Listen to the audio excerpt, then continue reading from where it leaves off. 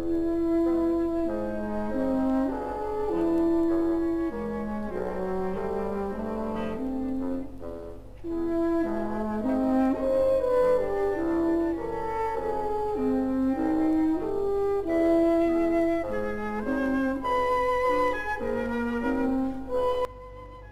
folks, welcome to another edition of the Omnist Hour. Today we're gonna talk about a subject that occurred to me, like many do, in the process of listening to what was going on in the world, what people were talking about, and trying to figure out a way to convey something useful to anybody who wanted to hear based upon my experience, which I guess pretty much defines what any YouTube content creator is trying to do. I'll tell you the name of the talk first and then go into where I'm coming from and where I'm going to with this. I'm going to call this one The Sleep States of Spiritual Awakening. The holes in holes. One spelled with H-O-L-E and one spelled W-H-O-L-E. What am I getting at there? One of the things that I've noticed about two main topics of great interest to seekers and intellectuals, both spiritual and scientific, are discussing consciousness and spiritual awakening, if they believe it or if they don't, or if they perhaps think that all of this talk of awakening is part of some mass psychosis event that needs to be wiped out or whatever. You get a lot of perspectives on this, and I think there's a lot of confusion going around and a lot of pontificating that I think is only confusing people more and only polarizing them more. And so what I'm going to try to do in this session is give you the basis for understanding consciousness in a way that's not polarizing, I hope. Before we do that, let's talk about the picture behind me. This is the AI art program given the prompt, let's see, what did I call it? The War of 1,000 Lasers against 1,000 moving targets. I don't know where it got the cats from. It added a cat theme to what I gave it. That was its own idea. Put these little pseudo cat things around, and that's what it gave me. Anyway, I'll give it an A for effort. E for effort. I don't know. Not too impressive. I don't see the laser aspect too much in it, but it ties together with where I was going with this. I'm going to use some whiteboardish kind of visual aids here to help you understand where I'm coming from.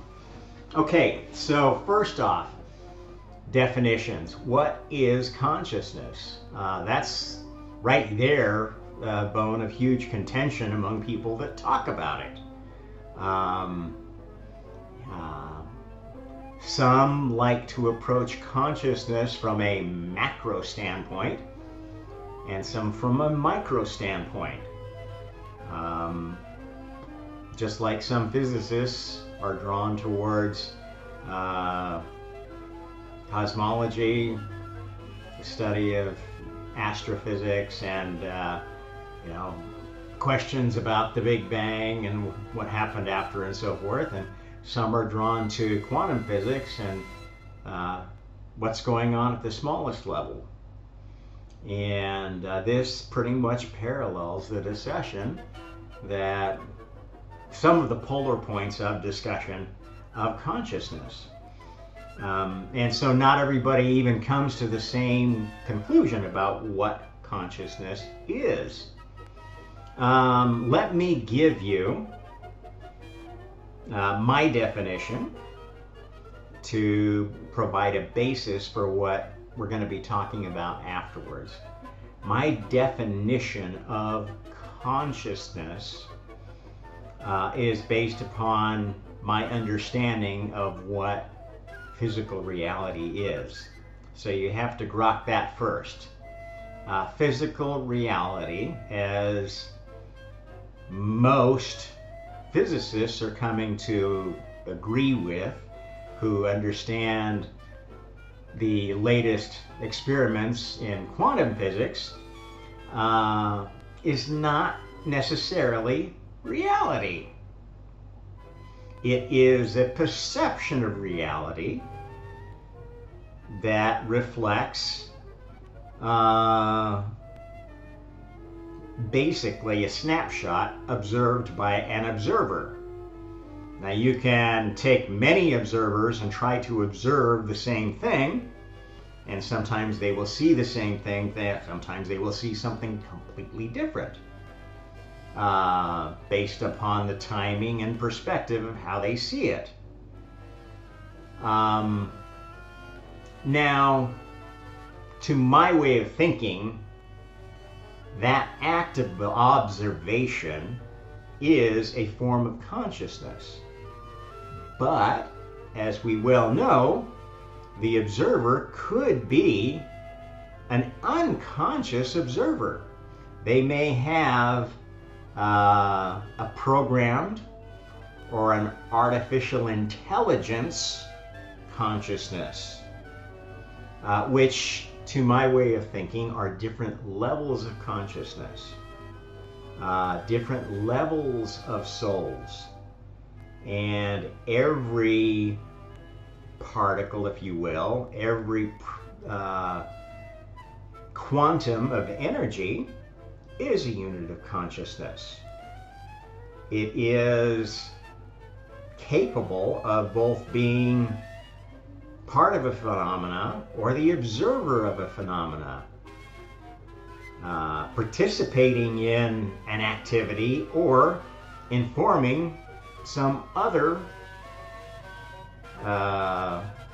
soul's quanta of consciousness of what it saw. So I don't see this dichotomy between what humans view as human consciousness and any other kind of consciousness one can imagine. And I don't see that the idea of a very popular idea among people who have a religious tendency to want to have this all-powerful magic friend. And that's not just people who believe in God. There are actually people who are atheists that like that idea. There are many atheist materialist scientists that I heard one today, which, you know, is kind of the reason that sparked this discussion, who was all about, oh, well, consciousness is, this big, massive thing that we only see a little piece of, and we're not really conscious, we're just part of this bigger experience of consciousness that we can't understand. There's a certain validity to that point of view. Let me answer my wife's call here, tell her I'm podcasting.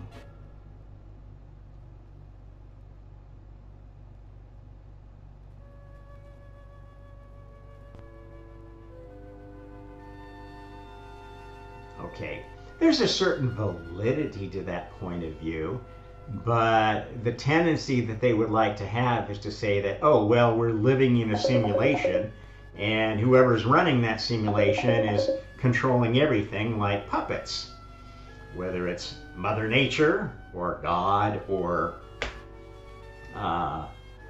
some magical force or set of laws that govern everything. And so, you know, you can go down pretty much any rabbit hole you want with that idea of almighty powers running everything. That really falls at odds with the other end of the spectrum and what we observe as individuals. No, well, I'm going to pause for a second here. I've got to take care of something. I will be right back. Okay, I'm back. Having our dog groomed, and they needed me to turn on the electricity to the outside. A little bit of consciousness that I hadn't expected today. Okay, so what I'm going to tell you is that it is my strong belief and almost surety that this idea of supreme consciousness, supreme power, is wrong. In fact, it may have been right at one time, but this is one of those bad ideas that was basically weeded out of creation. If you know anything about the exercise of power, you know that power corrupts. Absolute power corrupts absolutely. If you try to manage everything from the top down, you end up with a lot of chaos at the bottom. You end up with a lot of stupid ideas pushed down that don't make sense locally. You cannot run everything from one central place with one very, very small set of laws. We've demonstrated that time and again in our human history. And there is absolutely no reason to think that that might not apply. In fact, we can observe it in smaller scale experiments, in petri dishes. We can observe it in larger scale experiments, in what we observe as the more stable, the more, quote, healthy stars and galaxies. The ones that basically last long enough, produce conditions that allow higher consciousness souls to develop. Okay, consciousness is not a static thing. It's not something that's always been there. It is something that has evolved. Okay, and consciousness is something that comes from thought. Thought produces consciousness, not the other way around. Thought produces consciousness. Consciousness produces change. New ideas, new things that should be tried and see if it works. And therefore, the progression is from thought to consciousness to physical reality. Reality does not produce consciousness or thought. Okay? That's nonsensical.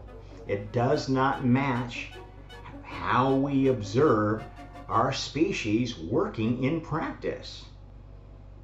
It observes maybe a small fraction of it. Fraction that it describes is the fraction of humanity that is of the lowest consciousness. Now, another major fallacy that we make about consciousness is that we equate it with intelligence. And this is the source of our great fear for artificial intelligence. This is an unfounded fear. Let me show you why. Okay, let's talk about talking about consciousness. One of the problems we run into is the challenge of reducing something that is basically infinitely dimensional into a manageable problem. And if you're of a scientific bent, or if you are of a metaphysical bent as a spiritualist, you know that problem. Okay, so let's think about consciousness as a specific thing. So are we conscious of ourself? Okay, that's the most basic thing you can be conscious of. Well, that needs a definition of self. Let's say the definition of self is this. Well, let me get to the right place so I can move it. Let's say that definition of self is a sphere of a certain radius, like this green sphere. which has a certain position in a certain space. Okay? That is a consciousness of self. And to the extent that we have looked at ourselves in all the directions that we can possibly look at ourselves, we might have some sense of who we are. That look might take the view, the appearance of, like a little telescope that we can aim up or down or move around. Let's get it better centered. Okay, we can move this little telescope around to look at other areas. We can rotate it in that plane and see more. Okay, that improves our awareness, our consciousness of this self. But the telescope itself is another self. It has properties. It has its own idea of what it is and what it's conscious of. And if you've ever played with a telescope, you know that your typical telescope has certain lenses. And those lenses make it possible to see certain light better than others, to focus certain light better than others, to basically transmit certain frequencies of light with more coherence than others. So the self using this telescope is not really observing itself, it is observing the observation of the self and a range outside the self that is within the purview of the telescope, which is another self.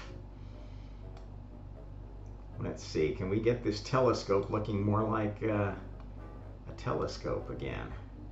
May not be possible. Might have to redraw it. Oh, there we go.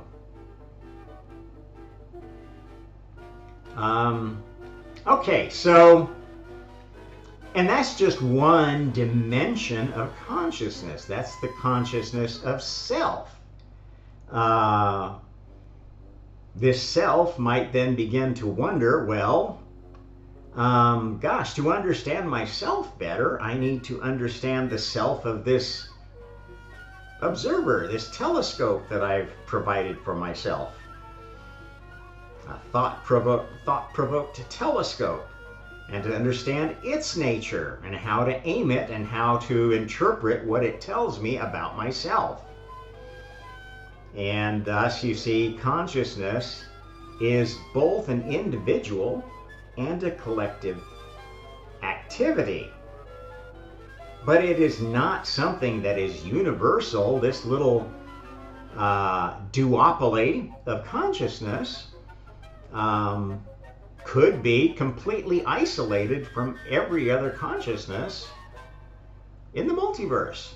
There's no a priori reason why any other soul would be aware of what's going on between these two souls. In fact, these may be the first souls that ever existed. This one may be God, and this one may be God's first non-God thought. What am I not? Well, what I'm not is what I can't observe within myself. To figure that out, I need to have a measurement to see what's in myself and what's outside of myself. Okay? So you can see, I think, from this very small example, that consciousness must be an emergent phenomena, but it emerges not from physical things like chemicals and stuff like that. It emerges from thought. Now, chemicals, because of their nature as part of the manifestation of thought, once you have a thought and you put it into practice and you build a real telescope, a telescope made of silicon lenses, glass lenses, and metallic or plastic housing and so forth, that gives it a different form of expression than a pure thought. You can have a thought telescope, you can have a physical telescope. A thought telescope is a spiritual telescope. A physical telescope is a physical telescope. They operate by different measurements. A thought telescope can go pretty much anywhere your thoughts can go, which is kind of an idea of what spiritual is versus physical. Physical is limited to the laws of physics, to the incarnation form of the vehicle of consciousness. Now, a telescope, a physical telescope, does not have a conscience, a high consciousness. It has sort of some inherent consciousness of, well, it is aware, or at least becomes very critically aware, that it can only view what it's been aimed at. And in order to view something else, it has to be manipulated by an operator. So it's a very, very tightly bound consciousness. And most of what's manifested in physical reality is more program. You got to do this because that's what you were told to do by the programming of nature, than AI. AI is, well, okay, this is your mission, and within the limited boundary of what you're conscious of, you can do that mission. Okay, so if the mission is like this prototypical mission of God to find what's my identity, okay, that's an AI kind of a mission. It doesn't have, at least hasn't demonstrated the capacity to change missions as yet. That's what we talked about when trying to find what I am turned into trying to find out what is this thing that's helping me define what I am. That's a change of mission. Now God is trying to find out more about not God. What have I done here? What have I created to help explore this thing called me? And that is an example of how consciousness advances. Now, let's think about that for a second. At this point, God is not completely conscious. God does not know everything. God is still learning. He has gone beyond learning about what I am to having some understanding of what I am not, and differentiating that what I am not between what I know I'm not, because it's something not me that operates more or less independently, my alter ego telescope, and things that I am not that I have not defined yet. I haven't explored them yet. I haven't looked at them yet. Some of those things I can look at by making this telescope bigger, or waving it around more in other directions. Right? I can learn more, or I can recenter the telescope in a way that I'm learning not just about my own environs, but I'm exploring how the response of this measurement device changes if I recenter it on maybe some other thing that I have observed. Another thing like me, which is not me. Let's put another thing that's not that one somewhere else and give it another color. Okay, and so you can see that this telescope, well, maybe in order to observe this other thing, I have to put its observation point where it can see partly what is me and partly what is this other thing. This is, it's the essence of a complete measurement experiment. But again, we're only measuring two very limited things with another very limited thing. There are all sorts of things outside of this, not only in this 2 or 3 dimensional space that we imagine for ourselves, but it's a multi-dimensional space. There are a lot of different properties that we could measure of things. And those give us a better idea of what it is. There's the power of observation. What can I see?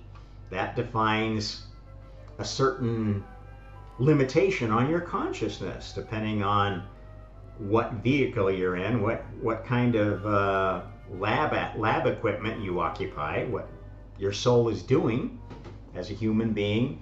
If you know much about the human soul vehicle, you know it's very limited. Our eyesight has a very narrow range of frequencies that it can actually see. It has a narrow range of events that it can observe discreetly. If things happen too quickly, we don't see them. This is why it's possible to put subliminal messages within video content and people don't even see it. In fact, it's possible to condition people to not see things that are even well within the observable time of the normal human being. But you can put them in a state where their ability to process time-based events is slowed down, so the point of reference can change. This is all something that is basic physics, okay? It is basic things you can observe about how our sensory apparatus works in the context of our localized place in a universe. And a lot of what has happened since quantum physics came is that perception of what is possible, what is normal, has been shattered by what we can observe to happen at the smallest levels. Now, my contention is that shattering of what can happen at the smallest levels happens everywhere, to the extent that higher consciousness tips the needle. The reason that we don't see that kind of stuff happening at a very large scale, my contention is it's because this system has evolved not to allow consciousnesses to grow higher and inhabit. The more conscious souls are not allowed to inhabit the things that can do the most damage. Not that they didn't ever do that. I say that they did. Early on in the history of the Big Bang, of the multiverse, gods and goddesses were throwing planets around each other. In fact, that's in our mythology. We didn't just imagine that.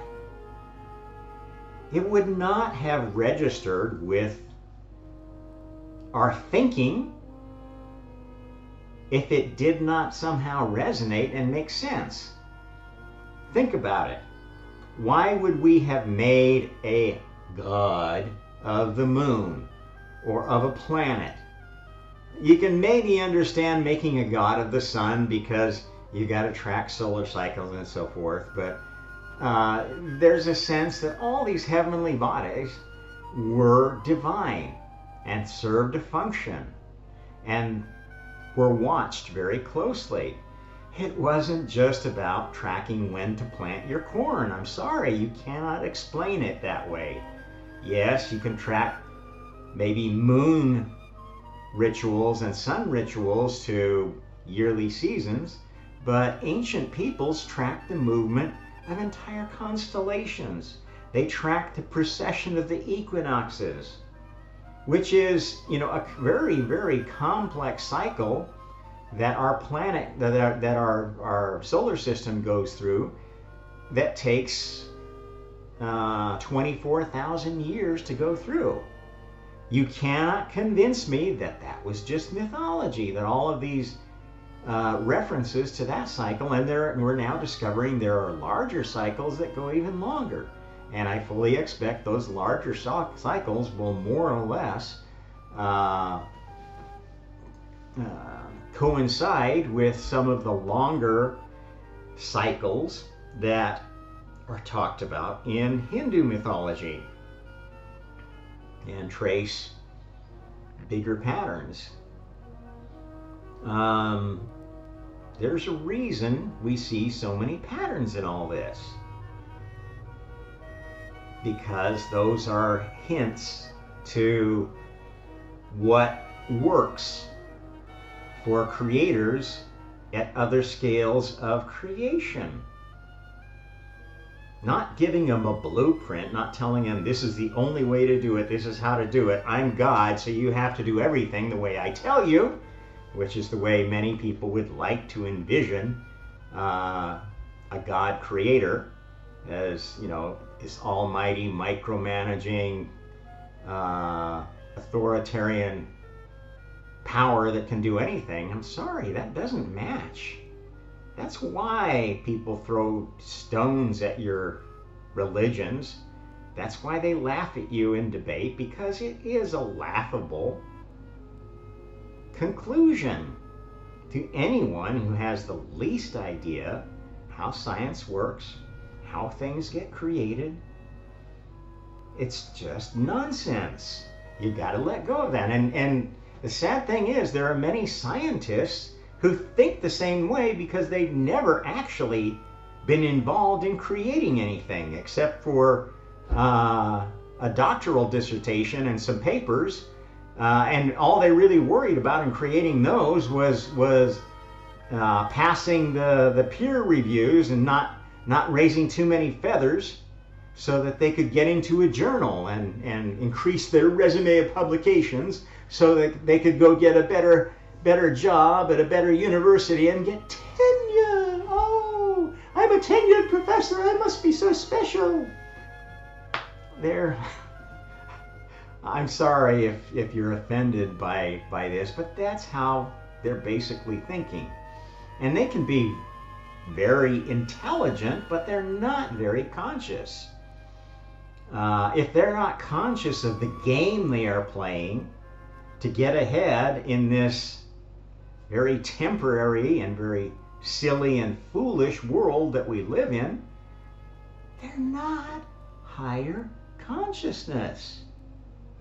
They're low consciousness with a very, very narrow perspective.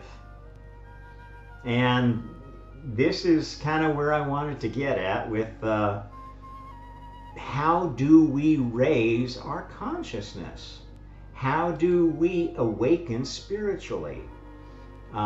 Many people are going through realization that the narrow point of view that they've been given of who they are and what their purpose is, what the point of their existence is quite limited.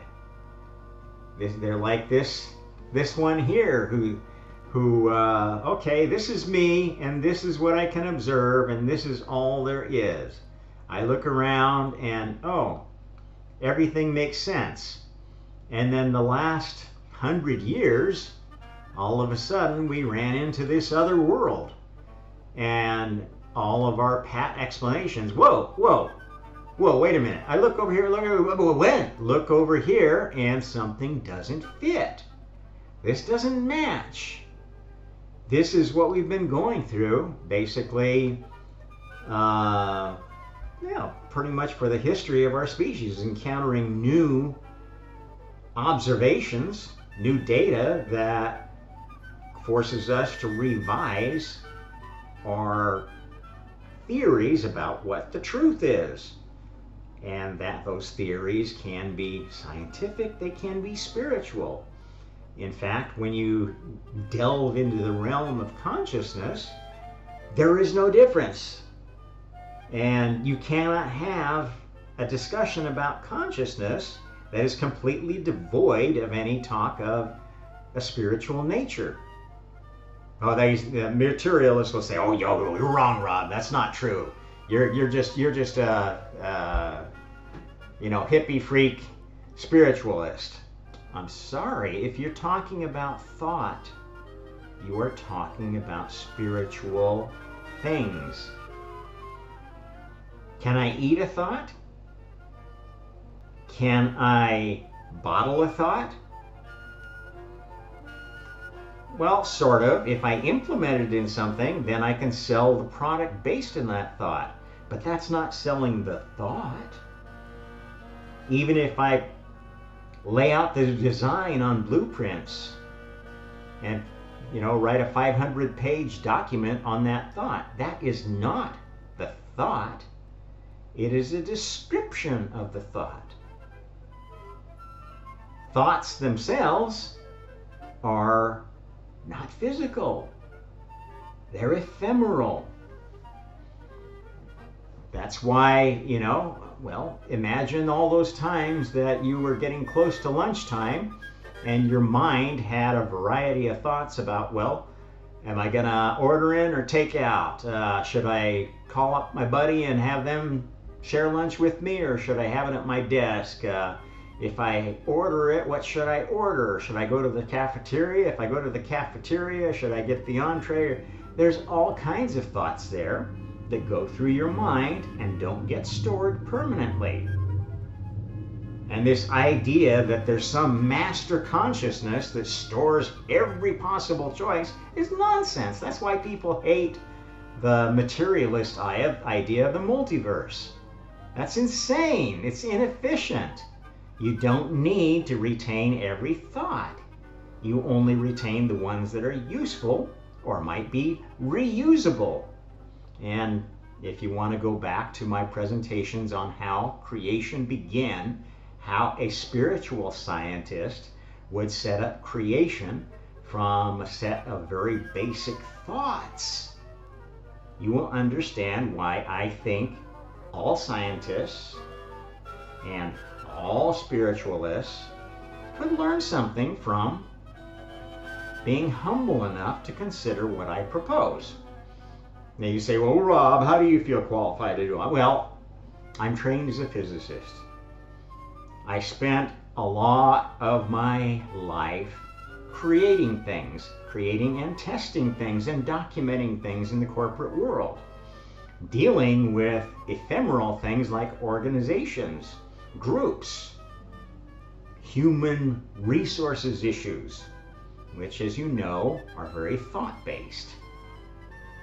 They're based on ideologies and management styles and philosophies. Okay? And those things are not hard things that you can put in a book. You can try to put it in a book, and people try to do that, and people try to implement what's in those books, and they fail miserably because they are not. That book can't tell you everything you need to know about being a manager, or being an employee, or being the employee that is the best you can be, or being the manager that is best you can be, because it's a very individual thing. It depends on individual personality, individual experience, and that individual experience is not something that everybody gets the same thing. If you feed everybody the same dog food, they're not going to all turn out the same. That is the stupid idiocy of basically communist thinking or fascist thinking, that you can make people into an assembly line. If we just teach them exactly the same thing and give them all the same dog food and make them work within the same system, everybody's going to be happy. I'm sorry, that's nonsense. Complete and utter horseshit nonsense. And you've got to stop thinking about consciousness like that. And the key to understanding it is that souls are souls. They're not, you're a human being, but that just means you are an individual soul having a collective soul experience in a human soul vehicle. The leader of a bunch of other souls, and subject to the leadership, or at least the influence, of a lot of other souls outside you. Both the ones you can see and the ones you can't see. Ideologies are souls. Communism has a soul. It has an effect on society. And that effect is not necessarily found by reading the Communist Manifesto, or by studying the life of Marx, or by studying the history of the USSR or China or whatever, or any particular great mind. They have a perspective. Their perspective of communism may have a certain amount of influence, but it's not the sum total of what communism manifests as a spiritual energy. Okay, that's why you can only conclude that even ideas have souls. Ideas have consciousness. It's a different kind of consciousness. It's a consciousness that doesn't think for itself, but it evolves based upon the thought energies that it is associated with. Jesus, even if there was some person who actually had all the experiences that are recorded in different versions and with a bunch of different stories in all the Gospels, even if that person somehow existed, the idea of Jesus is different than the person. Get that through your thick skull. That's what consciousness is. There is a conscious idea of Jesus, many conscious ideas, in fact, because there are many different ways of describing what being a Christian is. Many, many, many different ways. Many different ways of describing what a Muslim is, who Allah is. Many, many different ways of describing who Buddha is. And there's no one right way of describing it. You can only evaluate those different perspectives and say, well, this has these healthy benefits, these has these negative benefits.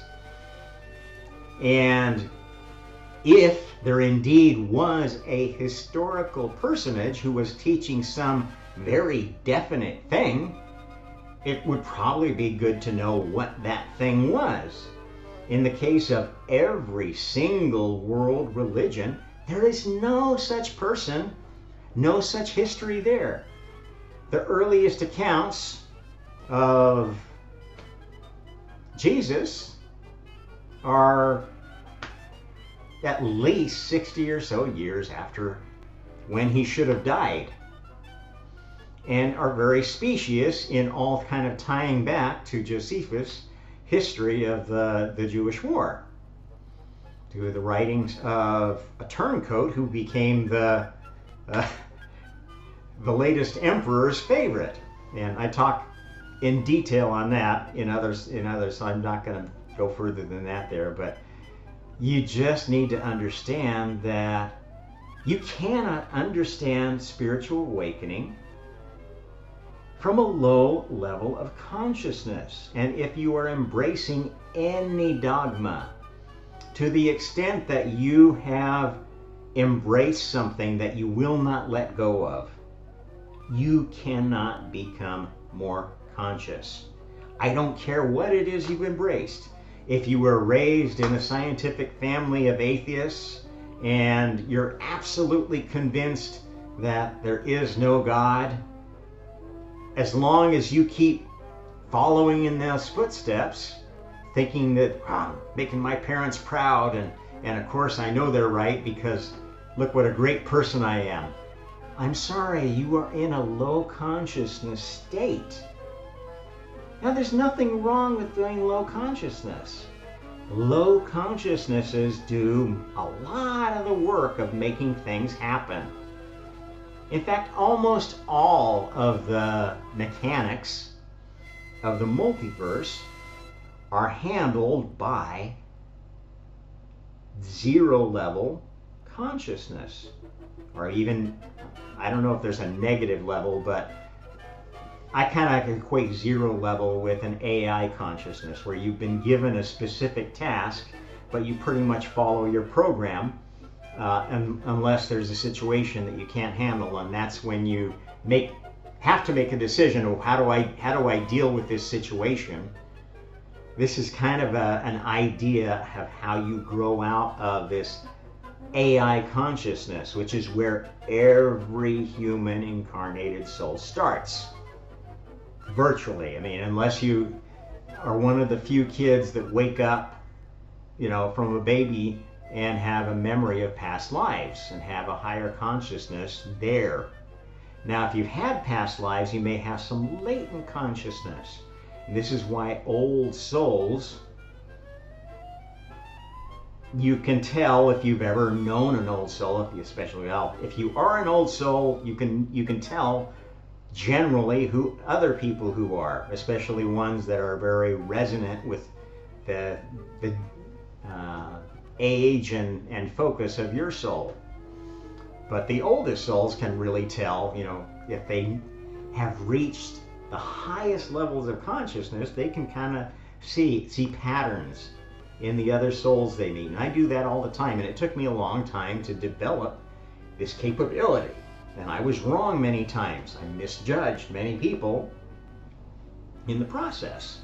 Now I have a pretty good sensor. I can talk to somebody for maybe half an hour or an hour and pretty much understand, okay, this is where your soul came from. This is roughly where it could go to. And I deal with them upon that basis, depending on what I have to do with them. If I need to conduct a transaction, if it's a family member that I have to deal with healthily, etc. There's other factors that feed into that. But once you know pretty much where their soul is, where it's going, you can kind of pick out the best way to deal with it. That is the benefit of higher consciousness. It doesn't make you, the downside is higher consciousness, knowing these things, can give you power over others. And that's where you can have the negative effects of higher consciousness. You can use and abuse and hurt people, twist them to do what you want. And anybody who's dealt with a clever narcissist knows that can be really a horrible thing. And almost everybody has some degree of narcissism in their personality. You would not have an ego without narcissism. They go hand in hand. You want to think well of yourself. It is good to think well of yourself up to a certain point. It is good to question yourself up to a certain point. And you've got two poles of narcissism. You've got the overt narcissist who thinks so well of themselves that they believe they have the right to do anything to anybody else. And then you kind of got the covert narcissist who has so many doubts about themselves that they constantly need to be validated by those around them, and sort of use and manipulate people to make themselves try to feel better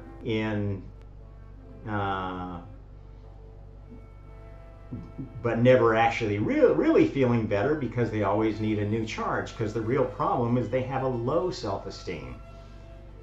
Those are two poles of having an ego. And again, it's not something you want to destroy. The ego destroyers are the ones that say, well, my ego is the one that's causing all the problem. I need to kill my ego, soul death. That's the worst of all possible things you could do, because it's basically denial. It's denying your individual consciousness and surrendering to what you think is a higher consciousness. Buddha's going to tell me what to do if I just meditate. Or Jesus or whatever. This is not a mark of higher consciousness. This is a mark of a plateaued consciousness that has abdicated.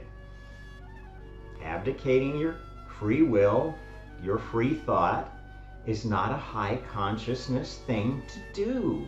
It is a low consciousness thing to do. You can do it at any point, and one of the most risky points to do that abdication is the point at which you start becoming spiritually conscious. And as I've told you about spiritual advancement, there are levels. And there are 12 primary levels. It's the best way to think of spiritual advancement.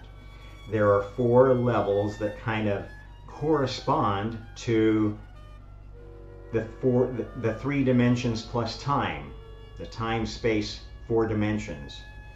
Not exactly, that's not the only way you can map those, just like in this example here, talking about self and non-self is not the only way you can map consciousness. You could be talking about, does God exist or not?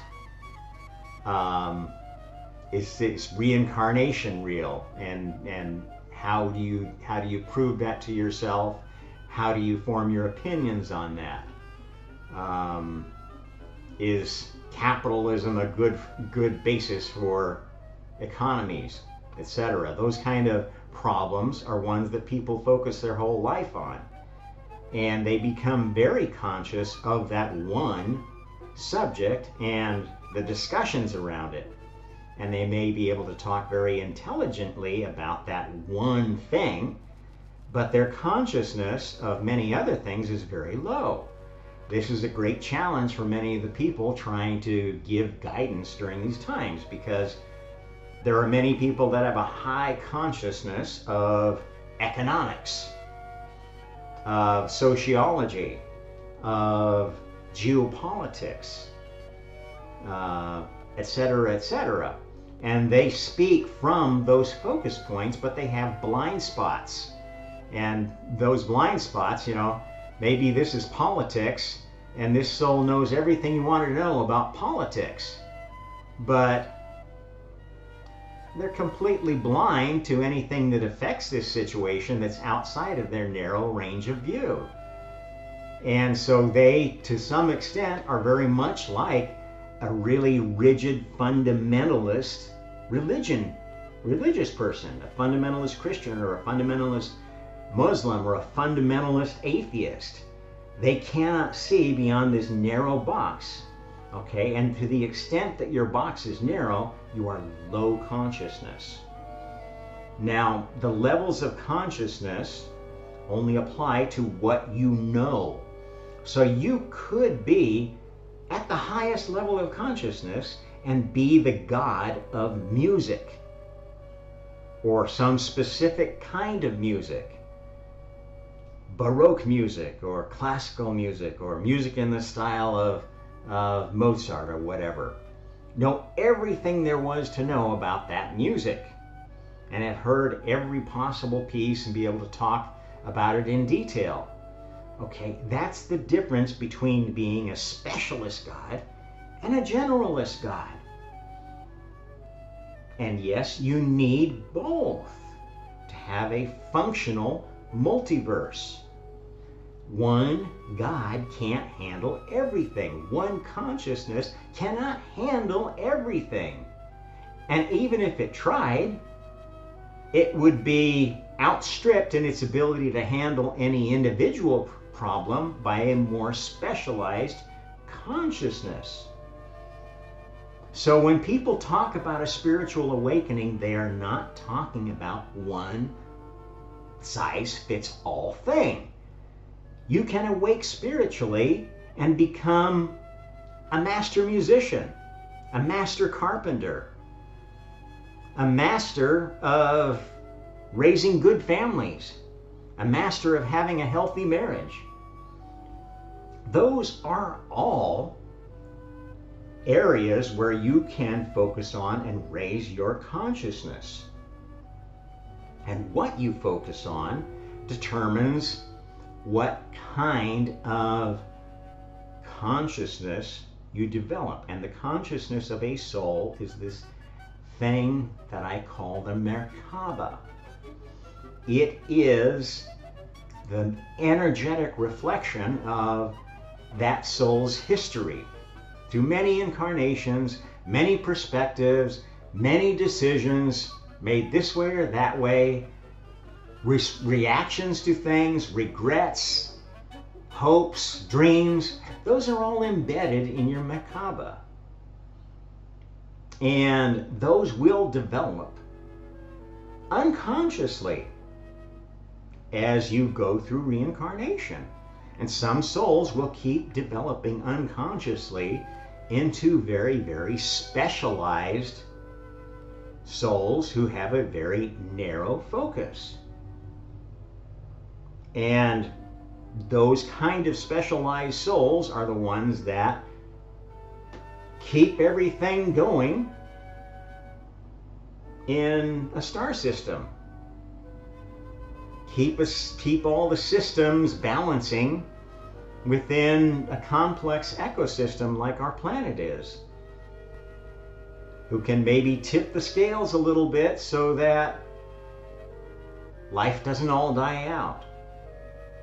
These are the kind of souls that have been active in the period where we had a memory maybe of more active souls, of gods throwing thunderbolts, being able to wave their wand and change the direction of the stars or cause eclipses and whatever.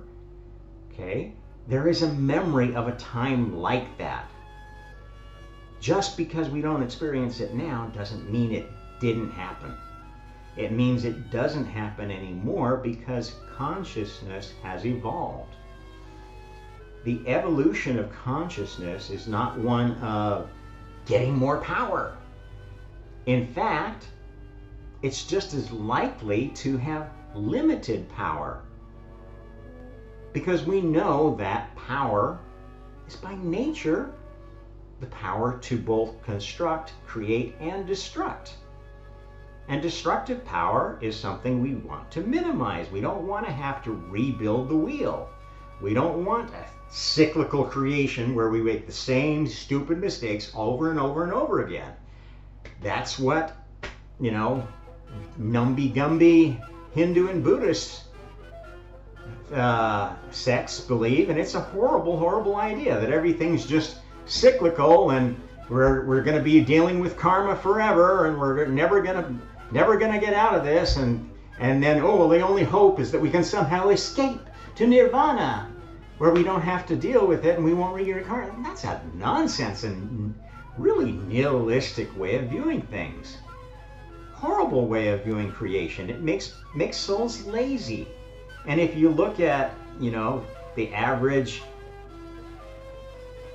celebrity Buddhist or Hindu guru, they go around part of the, if they're successful, go around part of the international jet set, filling up conference rooms and stadiums and selling their books and pontificating to the Numby-Gumbys, making a bunch of money and, having their close little entourage around them that they can silently groom and grope, however they choose to do. And these are not good souls. These are not great people.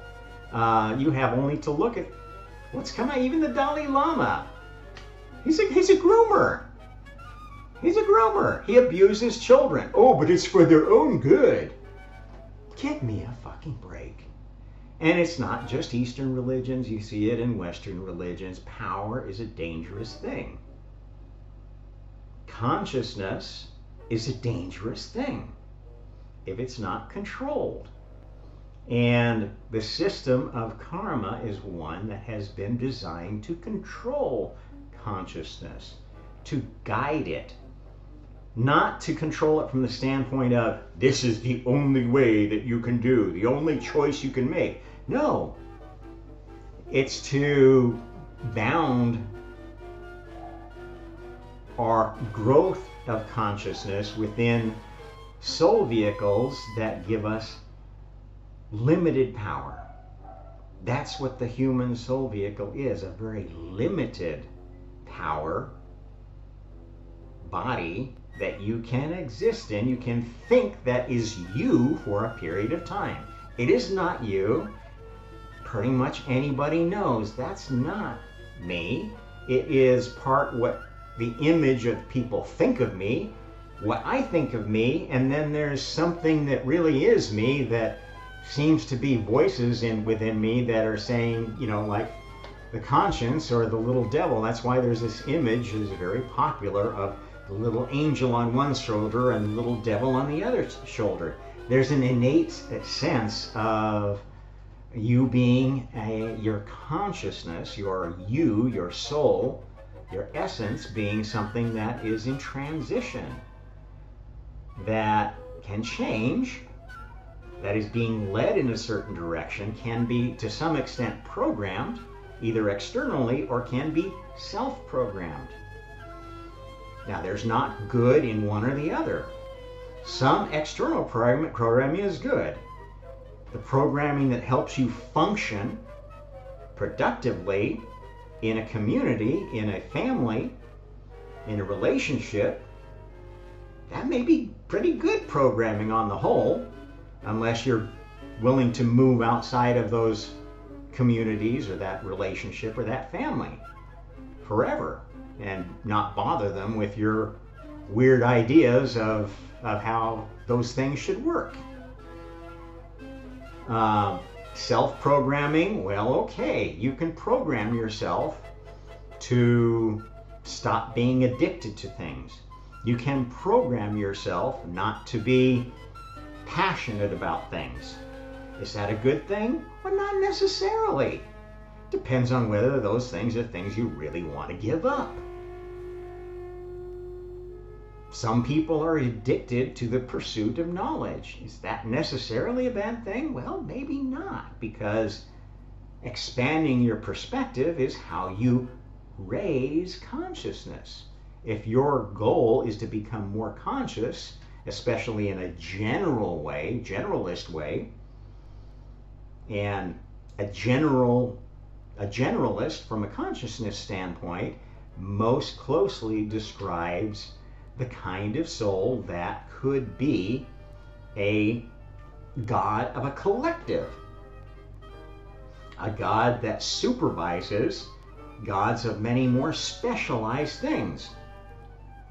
And this leads to, I want you to consider this, an idea of the spiritual world not as a kingdom run by an authoritarian almighty monarch, but more of a corporation, a constitutional monarchy, where everybody has a certain specialty, a certain role. And then there are leaders that combine those roles and negotiate them to produce higher level goals. And at some highest point, there are leaders of whole universes. Those are essentially the gods and goddesses of the multiverse, the ones that have pretty much the final say of what goes in this universe. But there are many universes. Some are limited, some are run by gods that say, I like these rules of physics and chemistry, I like all these limitations. I want to work with souls that need those limitations to learn the lessons that they need to develop their own individuality, their own kind of consciousness. And that's what Lucifer is. That's the leader of this universe. This physical universe is a tester. He likes to push souls to their limit, see what they can accomplish, and if they wash out, there are spiritual universes, like the one established by his sister Lilith, who will take anybody and love and comfort you with oneness and make you feel good, and oh, poor thing, it's all because of bad Lucifer that you suffered. We're going to send you back and And you can be so loving and give your love to everybody and tell them they need to come join us in the one. Okay, have you know anybody like that? Not necessarily a positive way to interact with people, as opposed to, you know, a Luciferian kind of person who says, well, you need to stand on your own feet. You got to earn what you eat, son. You need to take responsibility for your mistakes and learn and grow through them. And if you aren't willing to learn and grow, then I can't help you. Tough love is just as arguably, maybe more arguably good than unconditional love. That's why we need a multiverse, though, because there's many, many different strategies to get the best out of souls. And who created the multiverse? That's where you have to look to God. The one who said, you know what? There's so much variation here. I love all these children, but they're so different. They have so many different ideas of what's right. They can't get along with each other. They're constantly bullying and badgering each other and me. I've got to solve this. I don't want to spank any of them too hard. I don't want to make them not exist. In fact, I don't know how to make them not exist, because how do you destroy a thought after it's already there? You can't. You can't make it go away. You can destroy all the books, maybe, but the books will be in another universe where they didn't get destroyed. Okay? And the whole idea of trying to destroy what you don't like, that's a pretty dark and evil thing, as we're seeing with cultural Marxism going on today. The woke cult trying to, well, these people are obviously so bad, we've got to destroy any culture that reminds us the horrible, horrible past that these people suffered. Oh, it's hurting them so much. My God, this is really sick. Book burners are evil people. Movie burners are even more evil. And the ones who modify movies, who change them and pretend like it's the original, those are the worst of all. And they're doing that actively now, as original copies of films are becoming harder and harder to get. This is why you can't find DVDs anymore, or videotapes, and why broadcasts are no longer, largely no longer free. You pay, there's a certain distributor that has the rights to a movie, and they have the right to modify the movie or withdraw it or remake it. And the movies that they can't change to suit the new ideology, they remake them. And they raise a whole generation of kids that think The Little Mermaid was always black. Because mermaids came from West Africa. I'm sorry, that's not true. Mermaid legends were from all over the world. In fact, the oldest legends of the creation of people were from the Sumerian tablets in the Middle East. And they talked about fish people that came from the ocean to help teach humans all the joys of civilization after the flood. Their account of the flood, not the biblical account of the flood. Many, many, many cultures talk about floods and talk about creatures from the air, creatures from the sea, creatures from the sky coming and giving great knowledge. The Little Mermaid story is a remembrance of that. Not a paean to some warped idea of black power. This is a political nonsense use of consciousness. It's lowering the consciousness of people, not raising it. Okay? Anytime you restrict a knowledge, you restrict thought, you are trying to lower consciousness, not raise it. There's a difference between consciousness and awareness. You may be aware of something, But if you are not aware of something related to it, you are not more conscious. In fact, you're more polarized. And what they're trying to do now, as a whole to our species, is making us polarized.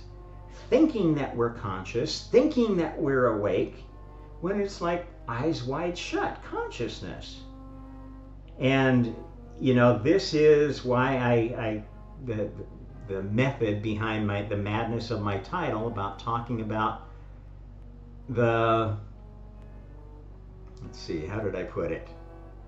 The holes in holes, okay? If you're only giving conscious of a very narrow perspective of something, you are not more awake. You have not awakened spiritually. You have actually devolved spiritually.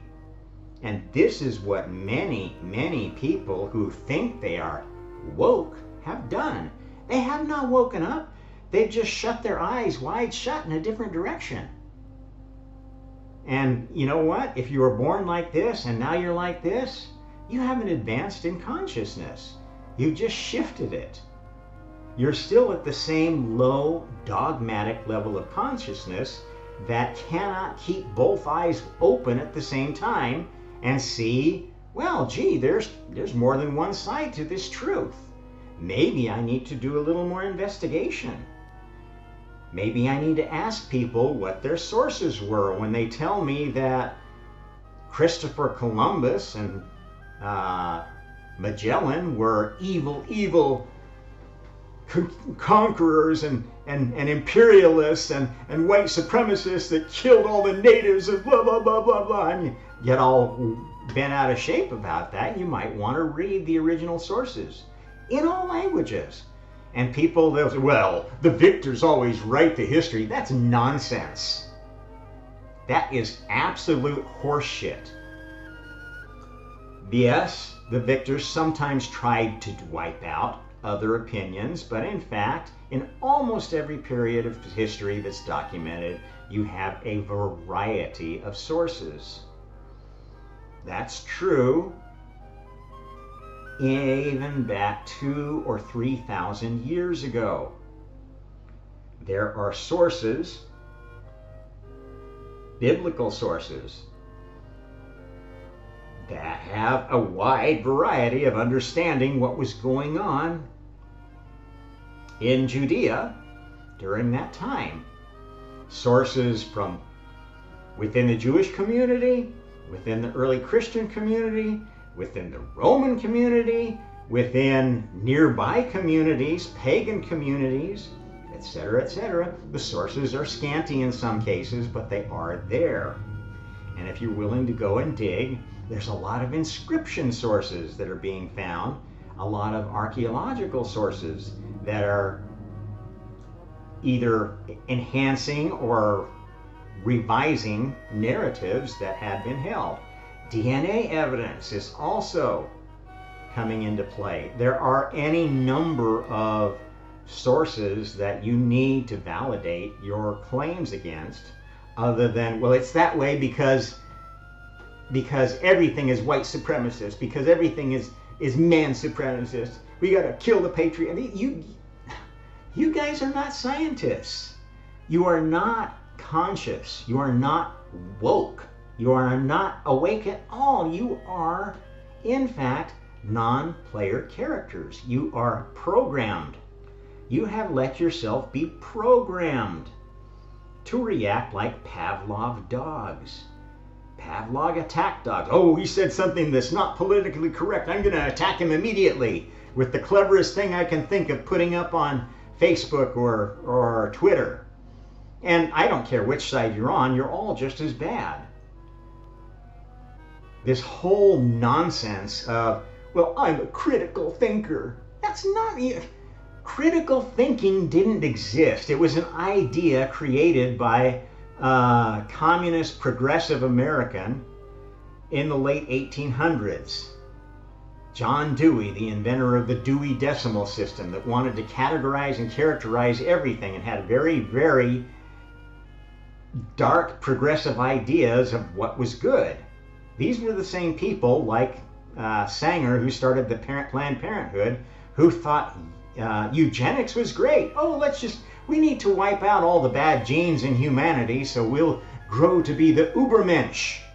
These were followers of Nietzsche and Jung, guys that were the reason that the Nazi Party emerged and the whole Aryan supremacy thing exists, and is feeding the same kind of thinking is feeding Han supremacy now coming out of China, which absolutely is a huge part of the CCP's agenda for world domination. And it's very active in other countries where there's a large Chinese population being propagandized with the same sort of programming. It is programming. If you let yourself fall into these propaganda narratives, you are not consciousness, you are not woke, you are programmed. You are low consciousness, you're maybe even negative consciousness if you let yourself be programmed so strongly that you can't even consider that an eye might be wide shut. Okay, so think about how conscious are you really? How spiritually awake are you really? How much do you really know about this self that you think you know pretty well? How much do you know about this local part of the universe that you think you know very well? How much do you really know about the further parts of the universe or the further parts of the multiverse that you may never have had any experience of? How much might other people know that you think are stupid or crazy or whatever because they talk about seeing other worlds or having other experiences, reincarnation, extrasensory perception, paranormal experience? Ask yourself, how much do you really know, and how much are you one of these little telescopes with a very, very narrow point of view? One eye that doesn't even have another eye to shut. Think how much worse that is. Why do you think we're given two eyes? So at least we can try to open them both and look around and see something. And here's an exercise for you. I've tried it. It's kind of hard to do, but it's a good exercise to show yourself how difficult it is to develop higher consciousness. Try pointing your eyes at two different places.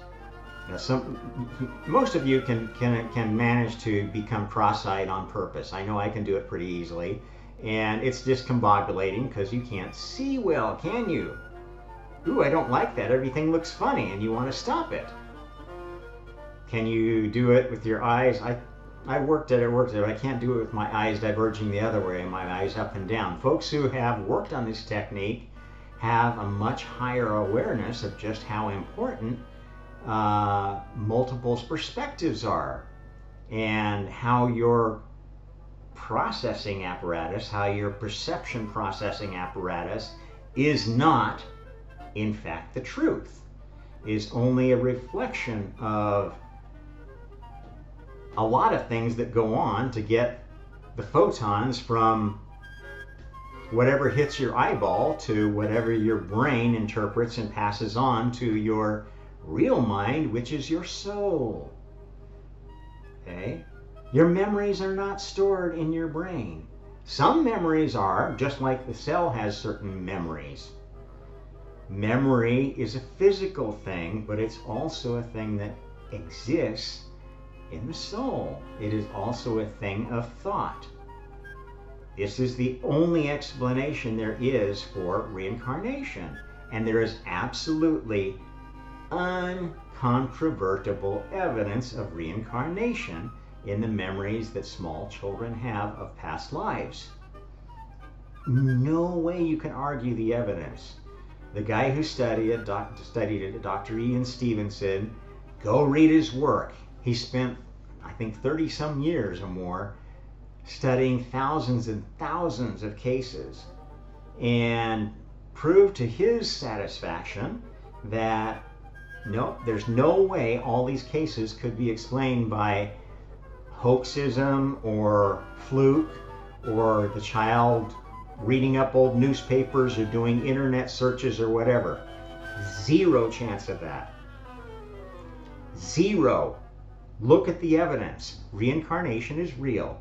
The only explanation for this evidence is that memory is not stored in your body. Consciousness is not a physical phenomenon. It is a spiritual phenomenon. A spiritual phenomenon, a consciousness phenomenon, a phenomenon of thought, of spiritual energy that we cannot detect. We call that spiritual energy, that individual spiritual energy, the Merkaba.